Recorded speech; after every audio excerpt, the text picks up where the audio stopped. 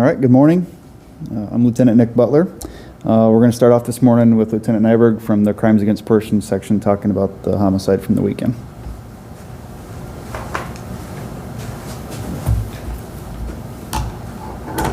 All right, good morning. My name is Aaron Nyberg, N-Y-B-E-R-G. I'm the lieutenant with the Crimes Against Persons section here at Sioux Falls Police Department. Like Lieutenant Butler said, I'm here to give an update on the homicide from over the weekend. Just to get started, on June 8th, shortly before 3 a.m., Sioux Falls Police Department was dispatched to a residence at the area of 58th Street and Drexel Drive for a disturbance, which is in Sioux Falls and Lincoln County. When officers arrived, they found 3 people deceased that all had gunshot wounds. They also took a person into custody, which turned out to be our suspect. The victims' names, victim number 1 is Daniel, D-A-N-I-E-L. Carl is the middle name, C-A-R-L. Chemnitz. He's a 43-year-old Sioux Falls resident, and that's K-E-M-N-I-T-Z. The second victim is Kelly Elizabeth Reeves. She's also a 43-year-old Sioux Falls resident. And victim number 3 is Michael Andrew Thompson, a 34-year-old resident. The suspect that was taken into custody is last name Rackley, R-A-C-K-L-E-Y. First of Justin, middle is Cody, C-O-D-Y. He's a 30-year-old and Sioux Falls resident. He was lodged for 3 counts of first-degree murder. He will appear in court in Lincoln County later this morning. As far as the scene and some of the other details, we're still investigating as far as determining the relationship and motive between the suspect and the victims. It's probably too early to speak definitively about the motive because interviews are still being done on people that were at the scene. As far as the scene, it was a gathering at this residence that occurred in the early morning hours. Appeared to be for a fire pit or a bonfire at the residence, a social gathering. Again, I can't speak definitively on the motive and the relationship between everybody there until we have more information. A handgun was discovered on the scene. As far as the number of shots that were fired, that's something that I can't give you a definitive number again on the number of shots. We processed the scene. We'll have to pour over all of that information, and the autopsies will happen this week, and we'll learn more information from that before I could have a definitive number on how many shots were fired. Any other questions about this right now? Do we assume that alcohol took place, or alcohol was a part of this incident? Drugs? I don't have any direct information that drugs were involved, but yes, people were drinking. I know you say you can't talk about motive, but crime of passion, robbery, was it a robbery? It doesn't appear that it was a robbery or a crime of passion. That's why we're still trying to track down anybody that was at this gathering that wasn't there at the time that it happened, to see if we can flush out some more information. But at this time, I can't really definitively speak on what the motive was. Did the victims know the suspect? That's another part of the relationship. They appear to be recent acquaintances. So, do you know how many people were at the gathering? Different amounts throughout the night. When we got there, there were 6 people that were still there.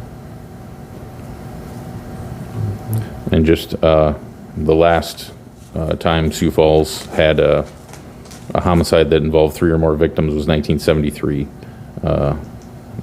where a family was found deceased in their home with what appeared to be 4 victims and then the suspect who had committed suicide.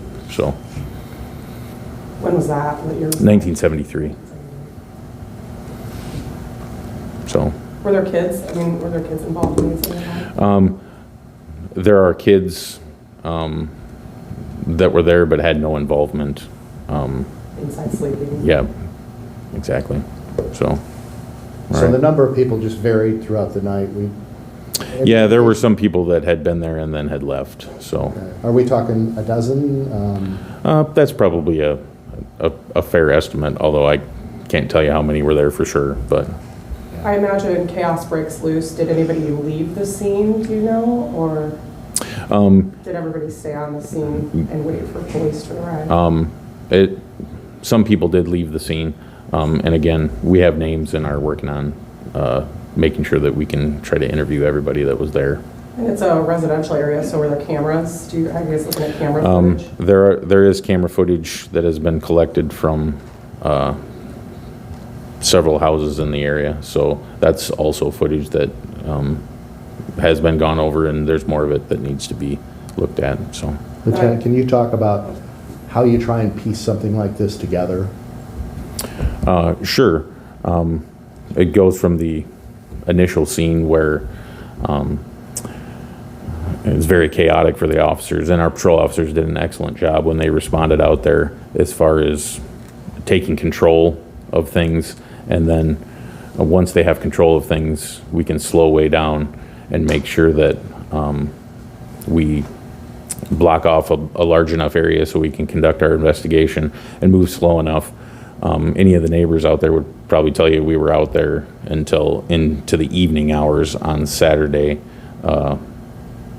processing the scene to make sure that we try to collect everything that we have so we can get the best picture of what happened out there. And then, it's after the fact, interviewing people that were there that may have witnessed it, and then putting things together like any sort of electronic devices or things like that where we can follow up, and then following up on their evenings and things like that. So there's a lot of tasks for people still to go through to try to fill in all the gaps in the picture so we have the best picture for when we give it to the prosecutor. So Do you feel you're going to get a clear picture of what happened? I think so, eventually.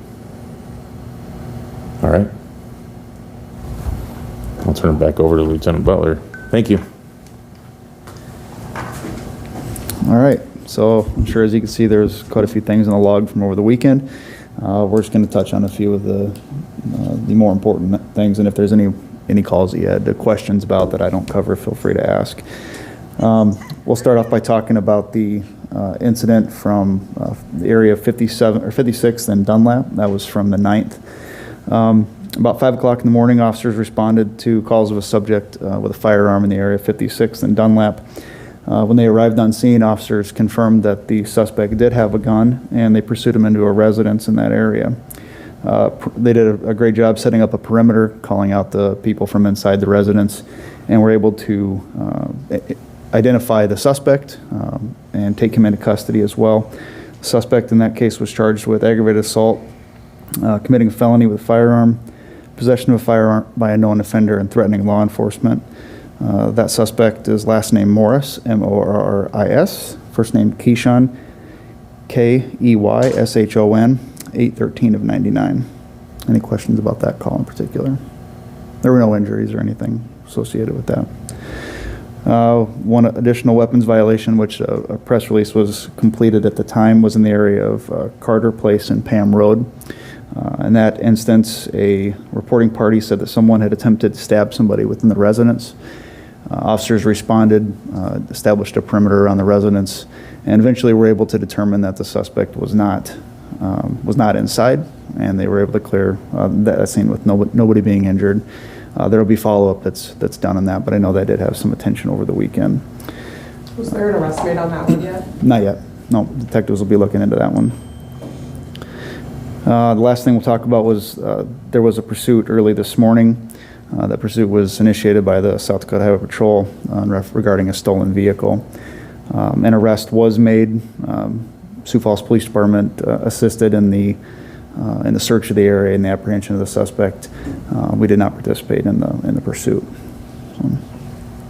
I guess about that pursuit, did an unmarked officer find the stolen vehicle, or how did we find the stolen vehicle? How did the pursuit start? Yeah, the South Dakota Highway Patrol initiated the pursuit.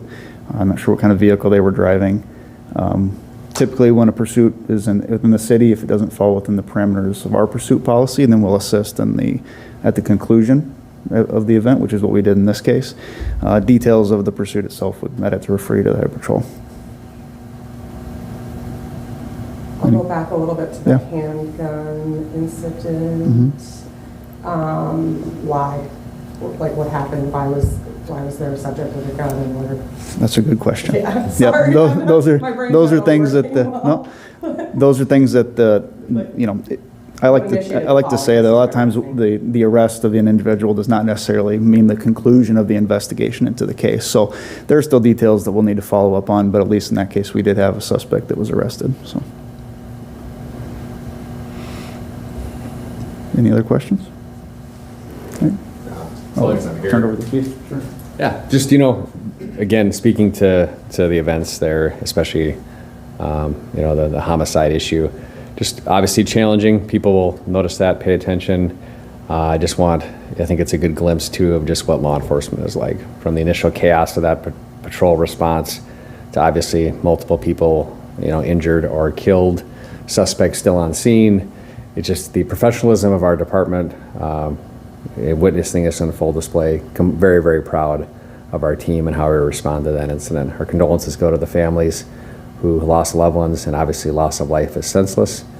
We are confident in our abilities to investigate this case to its fullest, work with our partners at the Lincoln County Sheriff's Office to make sure that we put a comprehensive picture together. But again, great work by our team responding to a chaotic situation, and the dedication of our detectives, our patrol, and everything there you'll see on display. And thanks to Lieutenant Nyberg for his update today, and we'll continue to investigate this to the fullest. So thank you.